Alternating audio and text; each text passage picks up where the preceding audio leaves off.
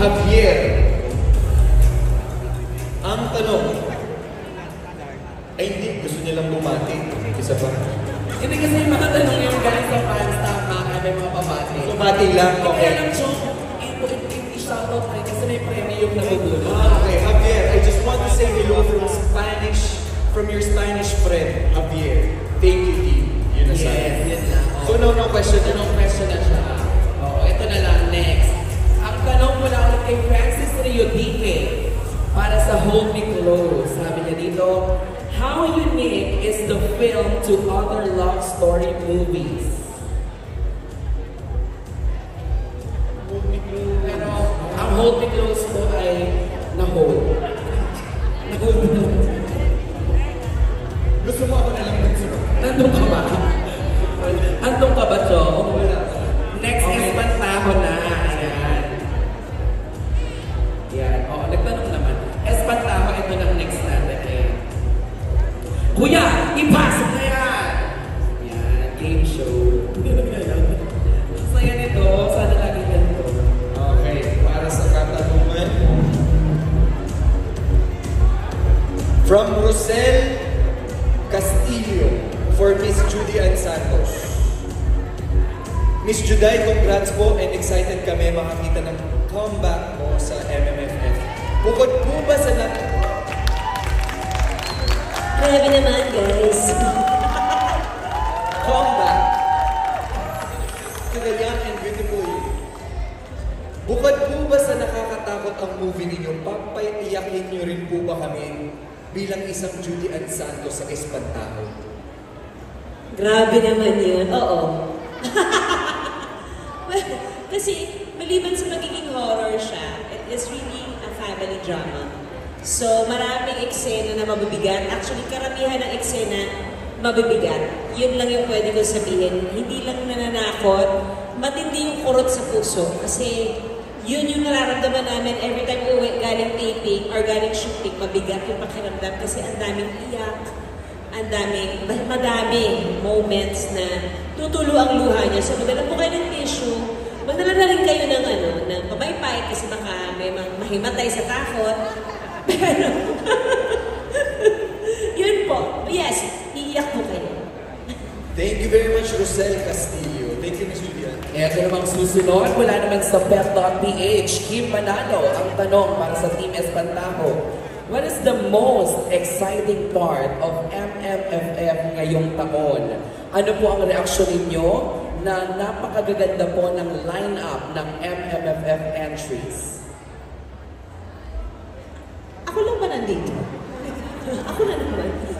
Hindi, the fact that it is the golden anniversary of Metro Manila Film Festival, that alone excites the whole occasion already. 10 beautiful, amazing films pinagsama-sama at pinagtrabahuhan ng 10 producers or production companies. I think marami naman kaming nakipaglaban sa pwestong ito. Nabigyan lang talaga kami ng pagkakataon na magkaroon ng slot. So, that alone, we're very thankful. Napaaga ang Pasko para sa amin. Napaaga din ang balitang wala kaming Pasko. But, to be part of the 50th Metro Manila Film Festival anniversary is a gift on its own. Maraming salamat, Ms. Julian Santos. Sasagot daw po si Ms. Shanda Romero. First of all, I want to say this is really a long time coming kasi if these people don't know, hindi pa pinapanganak to yung first Metropolitan Film Fest in 1974, kasama na ako. So after 50 years, here again. So this is a golden adventure for me. It's a golden moment. Grabe yun! 50 years. Diba talaga, MMFF 50th edition. At nandito po ang pelikulang Espantaho ni Ms. Shanda. Maraming salamat po. Thank you, Team Espantaho. Up next, My Future You. Ito namang susunod.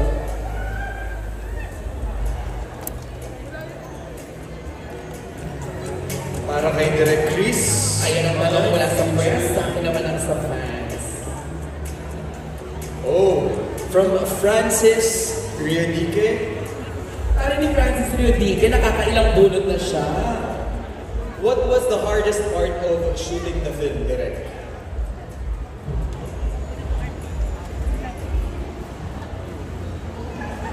The hardest part, yes, Encho. Talk show. Hindi kasi it talks about two timelines, 2009 and 2024. May treatment ako na it should be a match framing for both of them. I'm shooting two locations in one scene. So I need to match the same frame in one scene for several shots. Medyo challenging yun for me. I think for me as director, isa yun sa medyo technical yun, medyo mahirap yun. Kumbaga different timeline kasi. Paano umaarte yung dalawa kung wala silang ka-eksena? Ni-require ko sila from the script reading pa lang na I need your cooperation. Kahit wala ka sa camera, I need you to be behind the camera, to be the co-actor of that scene. So, hindi script ko, hindi yun ang mabato ng dialogue, hindi co-actor, hindi nila. Si Seth, nasa likod ng camera si Chin. Si Chin, nasa likod ng camera si Seth. So, para yung organic yung emotion, para totoo yung emotion. Very supportive din dalawa. Grabe. Yes, maraming salamat, Direk Chris. Itong next ay galing sa ating mga fans. Ang tanong niya ay para kay Francine, pero unfortunately wala na si Francine, si Topher. Shout out na lang natin. Shout out, Topher! Ayan. Diba kasi wala naman si Francine, di ba po? Ayan, ito po. Kasi may premyo yan. Thank you po sa My Future, Direk Chris. Susunod naman. And the breadwinner is, ayan. Ito na. Alam mo, parang kasaya-saya dun sa table nila Ate Ubi at saka ni Ate Gladys. No? Nakalimutan nata nila media call. Pero si Chika sila Ate Ubi. Eto na, ang tanong. Unahin na ang daming tanong. Unahin na natin. Sabi ni Jasmine Ibaw. Ayan, Jasmine Ibaw. Ano po ang naging inspirasyon ninyo para po maisagawa ang pelikula na And the Breadwinner Is? Definitely, we wanted to come up with a story that would resonate with a lot of Filipinos. And we thought that, we are all part of this culture, breadwinner culture. Matagal na natin siyang napag-usapan. Ang mga breadwinners natin, matagal na rin maraming kinikimkim. And this is the time that we get to tell their stories from their point of view. It's a story about a family, pero pinapakita din natin kung paano pwedeng magkawatak-watak at at the same time, maging mabuo sila sa journey na to, trying to recognize the worth of a breadwinner in their family. Maraming salamat, Direk June. At kasama ni Direk June, of course, isa rin natin nga director ng And the Breadwinner, di ba? Direk Percy Intalanelo po. Ito naman yung susunod natin tanong from Virgie San. Basta yun. Okay. Ito para kay Uge at kay Gladys. How can you relate your movie to us, senior citizens? Thank you. At ang seryoso mo, kasi naman, hindi niya yung nilagay. Para daw sa mga senior invento. Ito ba talaga? Okay, kasi inaaminin ko na. Magka-batch kami ni Chanda Romero noong 1974. Naalala mo? Diba? Oo, akalain mo mapa tayo ngayon. 2024, Chanda. Kasama si Tommy Abuel. Alam mo yun? Oo. So, masaya ka na, Encho? Tanong kasi ni Virgie yun, how can you relate this film to the senior citizens? Bakit ako? Nabunot lang yan, Ate Uge. Nabunot yan. Ba't ka galit sa akin? Hindi. Kakausapin ko yung mga senior citizens. Oo. Oh, bakit ako nga?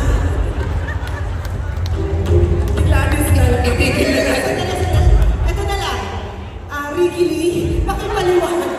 Pakipaliwanag. Bakit kailangan panoorin ng senior citizens? Ang The Breadwinner Is? That's my question! Ay, ito na lang. Direk Clarice, makakatulungan mo ako. Paano ba napapaliwanag? Ito na lang. Ito naman kasi si Encho, gulo-gulo. Pasensya na po kayo. Ito na lang, seryoso na lang. Hindi lang naman senior citizens ang kailangan manood, Encho. Oo, pati ikaw.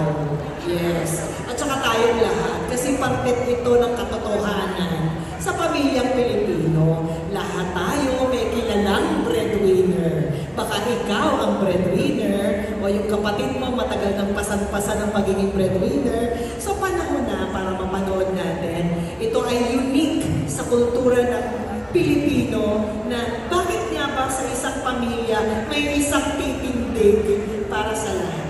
So, isipin na lang natin na pag pinanood natin ang breadwinner, baka naman may mensahe ito sa iyo. Baka may kailangan tayong pag-uwi, hindi ba? So, mas maganda naman na bawat isa sa pamilya, baka naman pwedeng lahat tayong breadwinner, di ba? So, para sa mga senior citizens, maliwanag na po ba? Okay, ate, nagtanong lang naman. Nagtanong lang. Ay, ito na pala. Hindi lang ikaw yung cast. Thank you for that wonderful answer, Ate Odette. Hindi, mula sa pinakabatang miyembro ng pamilya ko, makaka-relate dito sa breadwinner and the breadwinners kasi nandito sila Kulot, sila Argus, hanggang sa aming pinakamamahal si Tita Ludi Guzman, di ba? Makaka-relate ang mga senior talaga. Kasi syempre, di ba, sa miyembro ng pamilya, minsan may nakatira sa ating lola, ganyan. So syempre, given na nandun ang nanay, ang tatay, ang mga kapatid.